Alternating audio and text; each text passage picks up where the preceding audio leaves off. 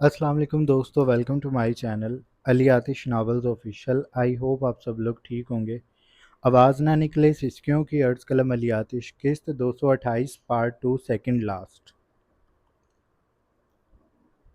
कीमिया गर परख तो सही, और परख कर हमें बता, कौन सी धात के ख्वाब हैं जो पिघलते नहीं बिखरते नहीं। पूरा आसमान सिहाई में डूबा था, और बादलों के टुकड़ों से बिजली सी चमकती और पूरे आसमान को रोशन करती गायब हो जाती। सितारे जो अभी कुछ देर पहले निकले हुए थे, वो कहीं छुप गए थे।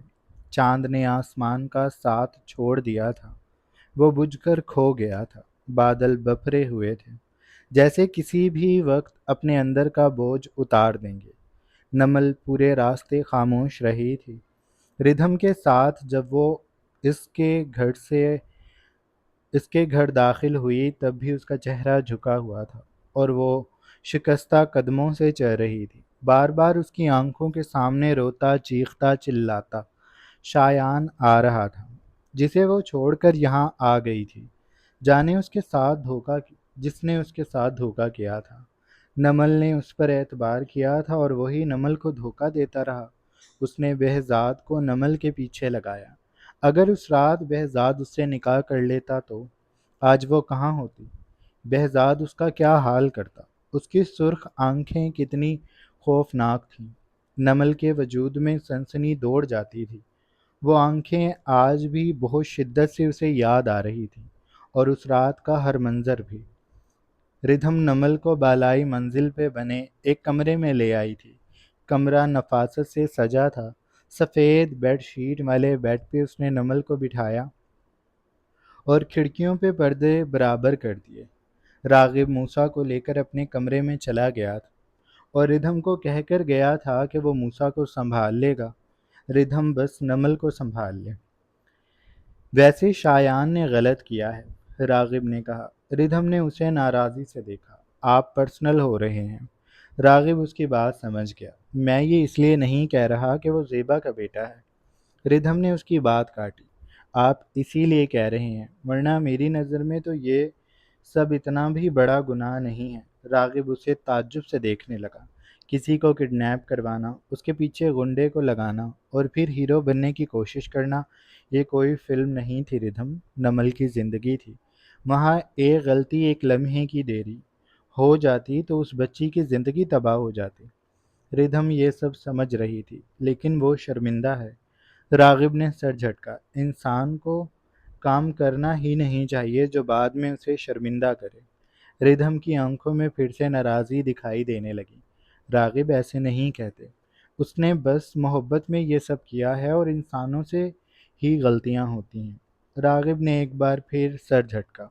और उस इंसान से बहुत बड़ी गलती हुई है। मैं हमेशा उसे कहता था कि उसका दिमाग बच्चों वाला है। होटल बना लेना, कामयाब हो जाना, पढ़ लिख जाना, ये सब एक तरफ, और उसका ये बच्चों जैसा जुनूनी दिमाग एक तरफ। कुछ भी करने से पहले ना सोचने की उस लड़के ने कसम खाई हुई है। रिधम ने अपना सर पीट लिया। शुक्र है आप नमल की दोस्त नहीं हैं, वरना आप तो उसको तलाक पे इस वक्त उकसा रहे होते। रागिब आप जाएं, मैं संभाल लूंगी। रागिब की एक आईब्रो ऊपर उठी। जिसको मैं संभालता हूँ वो इतनी बड़ी हो गई कि किसी और को संभाले? रिधम ने शरारत से उसे देखा। मशवरा देना दुनिया का सबसे आसान काम है, तभी तो लोग फ्री में बांटते फिरते हैं। इस काम में अगर ज़रा भी मेहनत करनी होती तो लोग उसके पैसे लेते, और तब जिंदगियां बहुत पुरसकून भी होती। पर इसके पैसे नहीं, और काम भी आसान है तो मसला नहीं होता किसी को। अब मैं जा रही हूँ, आप भी जाएं। इन शरारती आंखों को सुला दें। उसने मूसा के गाल को चूमा था। रागिब ने मूसा को सीने में भींच लिया और वो कमरे में चला गया। अब रिधम नमल के साथ कमरे में मौजूद थी। वो कुछ देर खामोशी से नमल को देखती रही, फिर उसने गला खंकारा। ऐसे क्यों बैठी हो? कुछ कहना नहीं है? नमल की आंखें यकायक भीगने लगीं। शायान मेरे साथ ऐसा कैसे कर सकते हैं? और उस रात कुछ हो जाता तो? रिधम ने उसके हाथ को थामा। पर नमल, हुआ तो नहीं ना? वो सब बीत चुका। तुम जहाँ हो उससे वो जगह اور وہ وقت دکھائی بھی نہیں دیتا۔ نمل نے اسے بھیگی آنکھوں سے دیکھا۔ میری رگوں میں آج بھی اس رات کی ٹھنڈک بستی ہے، میں وہ سب بھول نہیں پائی تھی۔ ردھم کے چہرے پر اداسی بکھرنے لگی۔ تمہیں بھول جانا چاہیے تھا وہ سب۔ شایان کی اس میں غلطی نہیں ہے نمل۔ نمل کو لگا ردھم پاگل ہو گئی ہے۔ شایان کی اس میں غلطی نہیں ہے؟ اس نے پوچھا۔ ردھم نے سر ہلایا۔ محبت انسان کو بے بس کر دیتی ہے۔ وہ بھی بے بس ہو گیا تھا۔ وہ مجھے جھکانا چاہتے تھے۔ نمل نے کہا۔ تو کیا تم جھک گئی؟ اور اگر تم جھک جاتی تو کیا ہو جاتا؟ ردھم کے سوال پہ وہ گنگ ہو گئی۔ تم یہاں شایان کی وکالت کرنے بیٹھی ہو؟ نمل کو غصہ سا آیا۔ وہ یہاں اس لیے آئی تھی تاکہ اس انتہائی دکھی موقع پہ وہ اپنی سب سے قریبی دوست کے ساتھ بیٹھ کر شایان کی برائیاں کر سکے، لیکن یہاں تو معاملہ ہی الگ دکھائی دیتا تھا۔ ہاں، میں اس کی وکالت کر رہی ہوں۔ نمل کے چہرے پہ تکلیف ابھری۔ تم میری پکی دوست ہو۔ ردھم نے اس کے ہاتھ کو تھاما۔ تبھی تمہیں سمجھا رہی ہوں۔ نمل نے اس سے اپنا ہاتھ کھینچ لیا۔ تم شایان کی طرف داری کر رہی ہو۔ ردھم نے اسے افسوس سے دیکھا۔ تمہیں ایک دم سے شایان کو ہرانا کیوں ہے؟ نمل اسے دیکھنے لگے۔ اس کے لب کانپ رہے تھے کیونکہ انہوں نے مجھے دھوکہ دیا ہے۔ ردھم کے لب تلخ ہوئے۔ کس لیے دھوکہ دیا؟ نمل نے ترکی با ترکی جواب دیا۔ کیونکہ وہ مجھے چاہتے تھے۔ ردھم نے ہاتھ پہ ہاتھ مارا اور نمل بالکل چپ ہو گئی۔ کیونکہ وہ تمہیں چاہتا تھا۔ ردھم نے اس کی بات کو دہرایا۔ تم نے نہیں سنا، محبت اور جنگ میں سب جائز ہوتا ہے۔ نمل کی آواز رندنے لگی۔ مجھے مرد دھوکہ دیتے ہیں۔ میں نے شایان سے اس چیز کی توقع نہیں کی تھی۔ ردھم اس کی بات سمجھ گئی۔ تم سرمد اور شایان کا مقابلہ نہ کرو۔ سرمد کچے کی اینٹ تھا اور شایان محل ہے جس میں اس اینٹ کا کوئی کام نہیں۔ وہ ایک برا تجربہ تھا۔ اس نے تمہیں دھوکہ دیا تھا۔ تو شایان نے کیا کیا ہے؟ ردھم نے فوراً جواب دیا۔ وہی جو ابھی تم نے کہا کہ تمہیں چاہا۔ نمل ایک بار پھر چپ ہو گئی۔ ردھم اس کو کچھ دیر دیکھتی رہی، پھر اس نے کہنا شروع کیا۔ ایک غلطی سے تم اس شخص کی ساری محبت سے منہ پھیر رہی ہو جو اس نے اب تک تم سے کی ہے۔ تم کیا چاہتی ہو؟ اسے چھوڑنا چاہتی ہو؟ اس سوال پہ وہ پہلی بار پوری کی پوری ہلی تھی۔ میں انہیں چھوڑ نہیں سکتی۔ تو پھر یہاں کیا کرنے آئی ہو؟ نمل نے اپنا رخ بدلا۔ انہیں احساس دلانے کہ میں آگے کا جواب اس کے پاس نہیں تھا۔ تم اسے تکلیف پہنچانا چاہتی ہو۔ لیکن ردھم کے پاس تھا اس بات کا جواب۔ نمل اس بات سے انکار نہ کر سکی۔ تم اس سے اس چیز کا بدلہ لینا چاہتی ہو جو اس نے جوش میں کی، کیونکہ تم اس کی ہوش میں کی گئی محبت کو گننا ہی نہیں چاہتی۔ اس نے کیا بس یہی کیا؟ اب تک کیا اس نے کبھی کچھ ایسا نہیں کیا جس سے تم اسے اس ایک غلطی کے لیے معاف کر دو؟ نمل کی آنکھوں کے سامنے شایان کا ایک ایک کام جو اس نے بس نمل کے لیے کیا، سب ایک فہرست کی طرح آ گئے۔ کتنے ہی احسان تھے شایان کے اس پہ، اور شایان کتنا بدل بھی گیا۔ اسے بس نمل چاہیے، پورا دن بچوں کی طرح اس کو آوازیں دینے والا، اس کا بیڈ بوائے، اس کے لیے کتنا کچھ کرتا پھرتا ہے۔ اگر اس نے ایک غلطی کر دی تو کیا نمل تم اسے اتنی اذیت دو گی کہ وہ کئی راتیں روتا رہے؟ تم نے اسے ایک بار بھی نہیں دیکھا۔ وہ گھٹنوں میں، وہ 2 گھنٹوں میں ہی مر جانے کو ہو رہا ہے۔ اس کو کانپتے میں نے پہلی بار دیکھا ہے۔ مجھے حیرانی ہو رہی ہے کہ تمہارے لیے اتنا سب کچھ کر چکا ہے۔ تم میں ایسا کیا ہے؟ تم باقی لڑکیوں جیسی ہی ہو، میں بھی۔ ہم سے زیادہ خوبصورتی دنیا میں بھری پڑی ہے، لیکن ہمیں چاہا گیا ہے۔ ہمیں الگ انہوں نے بنایا ہے۔ ہم جو آج گردنیں اکڑا کر پھرتی ہیں، انہی کے دم پہ پھر رہی ہیں۔ تم بتاؤ، تمہیں لگتا ہے کہ شایان تمہیں ڈیزرو کرتا تھا؟ کیا اس کے پاس تم سے بہتر چوائس نہیں ہوگی؟ اور یہ بھی بتانا کہ کیا تمہارے پاس شایان منصور سے بہتر چوائس تھی؟ نمل کے پاس ایک بات کا بھی جواب نہیں تھا، اور جو جواب تھے وہ اسے یہ بتا رہے تھے کہ وہ جو کچھ بھی شایان کی وجہ سے ہے۔ شایان منصور کے پاس چوائسز ہوں گی۔ نمل کے پاس کیا تھا؟ کچھ بھی نہیں۔ اس کی مسلسل چپ ردھم کو اس کے سوال کے جواب دے رہی تھی۔ اس کی نگاہیں نمل کے ہاتھ پہ جمی تھی جس کی انگلیوں میں انگوٹھی تھی۔ اس نے نمل کی اس انگلی کو تھام کر اس کی انگوٹھی کو تھام کر گھمانا شروع کر دیا۔ تمہیں یہ انگوٹھی یاد ہے؟ شایان نے کب دی تھی؟ نمل نے سر کو دھیرے سے خم دیا۔ مجھے پرپوز کرتے وقت دی تھی۔ ردھم ہنسی۔ اس نے سر دائیں بائیں ہلایا۔ اس نے یہ تمہیں کچھ دنوں پہلے دی ہے۔ تمہیں جو اس نے پہلے انگوٹھی دی تھی وہ تم گم کر چکی ہو۔ نمل نے سر نہ میں ہلایا۔ نہیں، وہ مل گئی تھی۔ ردھم نے نمل کے گال تلے ہاتھ رکھا۔ میری بچی، میری بات اب دھیان سے سننا۔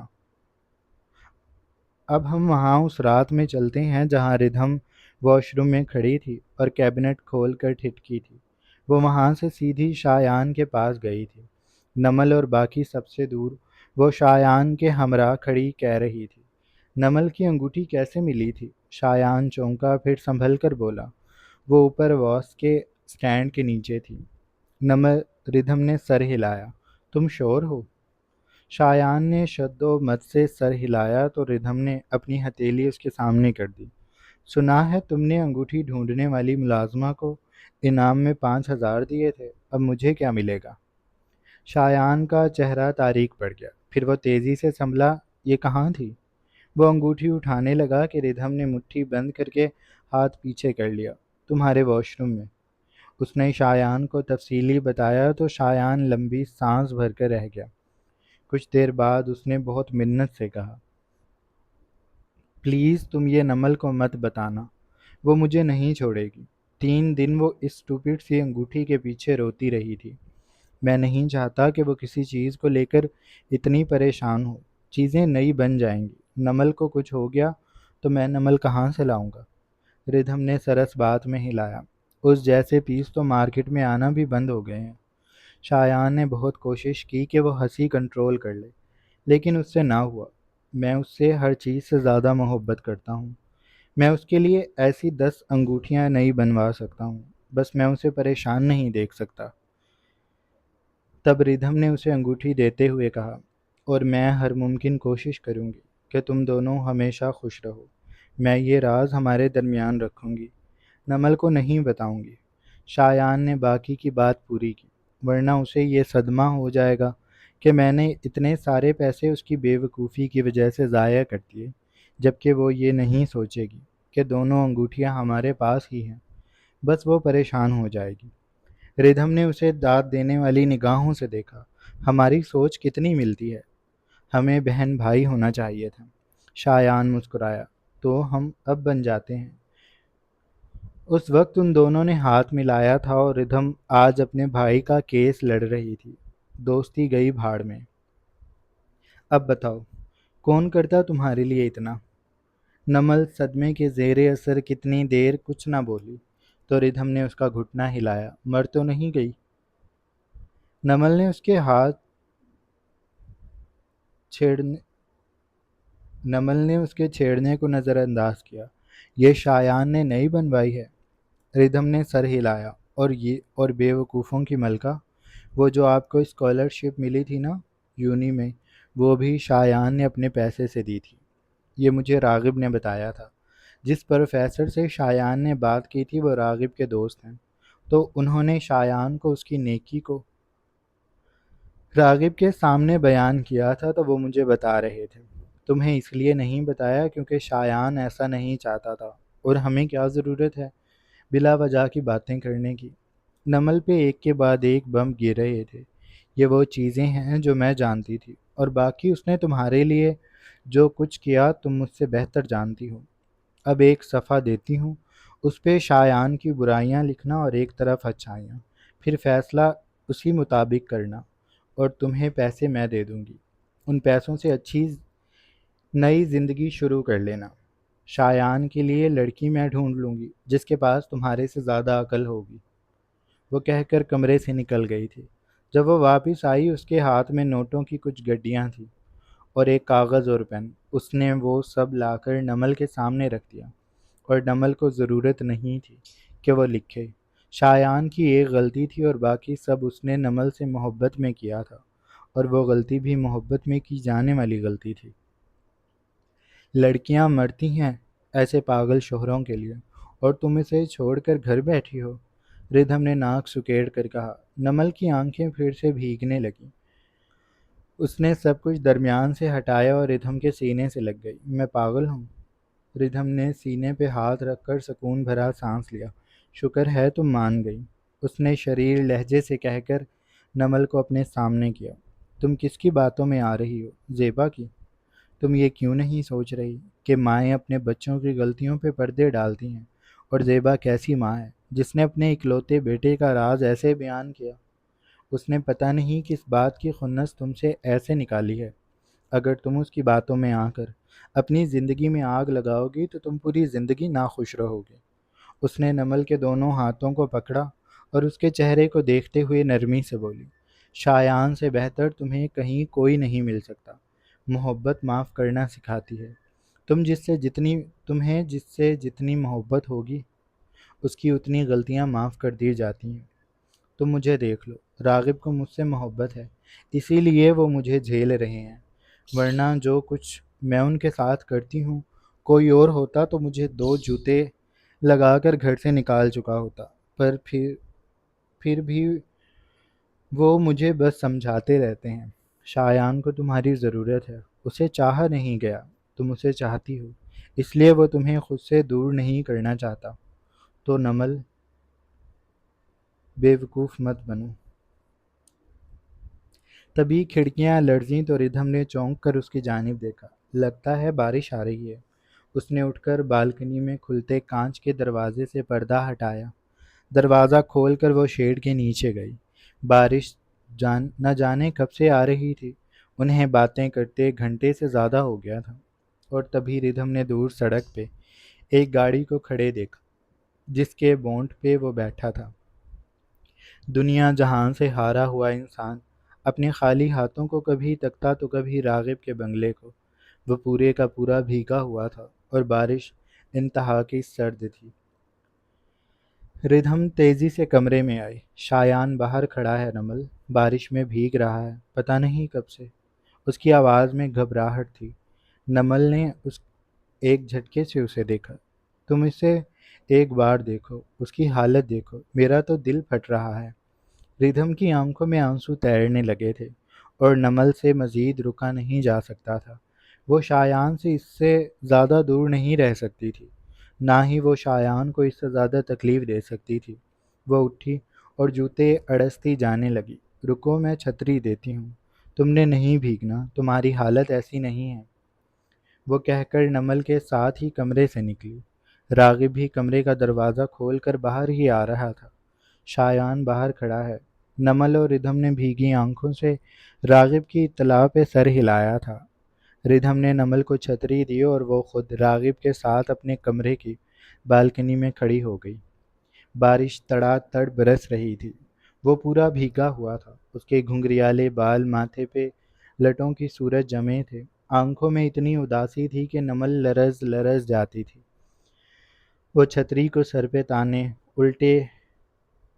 لٹے پٹے شخص کو دیکھ رہی تھی جس کا چہرہ جھکا ہوا تھا۔ اس کی آنکھیں اب نمل کے جوتوں پہ جمی تھیں یا پیروں پہ، یہ بات نمل یقین سے نہیں کہہ سکتی تھی، لیکن اس کا چہرہ جھکا ہوا تھا۔ اس کی شرٹ کے بٹن کافی حد تک کھلے تھے اور شرٹ بھی بھیگ کر کثرتی جسم سے چپکی ہوئی تھی۔ نمل کے لب کپ کپا رہے تھے، وہ اسے پکارنا چاہتی تھی، لیکن اس کی یہ حالت دیکھ کر اس کا دل بقول ردھم کے بیٹھنے کو ہو رہا تھا۔ نمل میں اتنی بھی ہمت نہیں ہو رہی تھی کہ وہ شایان منصور کے قریب ہو جائے۔ وہ بس چند قدموں کے فاصلے پہ کھڑی رہی۔ تبھی اس نے شایان کو بونٹ سے نیچے اترتے دیکھا۔ وہ سست سے قدم اٹھاتا نمل کے مقابل آ کر رک گیا۔ پھر اگلا پل نمل کا سانس چھین لینے کے لیے کافی تھا۔ شایان اپنے گھٹنوں کے بل بیٹھ گیا تھا۔ اس نے اپنے ہاتھ اپنے گھٹنوں پہ رکھے اور چہرے کو جھکانے کے ساتھ کہا، مجھے مت چھوڑو، میرے پاس تمہارے علاوہ کچھ بھی نہیں ہے نمل، میں مر جاؤں گا۔ میں اب کبھی تمہیں پریشان نہیں کروں گا، کبھی تم سے جھوٹ نہیں بولوں گا، کبھی تم سے کچھ بھی نہیں چھپاؤں گا، بس مجھے چھوڑو مت۔ میں تمہیں لے کر بہت پوزیسو ہوں۔ میں نے اپنی ایک ایک سانس کو تم سے باندھ رکھا ہے۔ اب اگر تم مجھے چھوڑ کر جاؤ گی تو میری ایک ایک سانس ٹوٹ جائے گی۔ میں تمہیں کبھی دھوکہ نہیں دوں گا، بس مجھے اب معاف کر دو۔ نمل کی آنکھیں بے ڈھب بہنے لگیں۔ اوپر آسمان رو رہا تھا، سامنے بیٹھا شخص رو رہا تھا، اور نمل بھی رو رہی تھی۔ دور بالکنی میں کھڑی ردھم نے جھلمل کرتی آنکھوں کے کنارے سے صاف کیے اور اپنا چہرہ راغب کے سینے میں چھپا لیا۔ نمل شایان کے سامنے بیٹھ گئی تھی۔ اس نے اپنے ہاتھ میں موجود چھتری شایان کے اوپر کی۔ آپ بالکل پاگل ہیں، میں آپ کو چھوڑ کر کہاں جاؤں گی؟ شایان نے سرخ پرنم آنکھوں کو اٹھایا۔ یہ دنیا بہت بڑی ہے اور اس میں پسندیدہ چیزیں سب سے پہلے گم ہوتی ہیں، اور میں نہیں چاہتا کہ میں تمہیں کھو دوں۔ اس نے نمل کے دونوں گالوں پہ ہاتھ رکھے۔ اس کی بھیگی آنکھوں میں دیکھتے وہ رندی ہوئی آواز سے گویا ہوا، ایک بار کہہ دو کہ تم نے مجھے معاف کر دیا، اور پھر مجھ سے وعدہ کرنا کہ تم اس رات اور اس واقعے کا ذکر کبھی بھی نہیں کرو گی۔ مجھے اذیت ہوگی۔ نمل نے آگے کو ہو کر شایان کے ماتھے سے اپنا ماتھا جوڑ لیا۔ چھاتے سے بوندیں ان پہ نہیں گر رہی تھی۔ نمل کے گھٹنے البتہ بھیگ جانے والی سڑک کے باعث گیلے ہو گئے تھے۔ میں وعدہ کرتی ہوں اب کبھی یہ رات ہمارے درمیان نہیں آئے گی۔ ہم یہ سب آج ہی بھول جائیں گے۔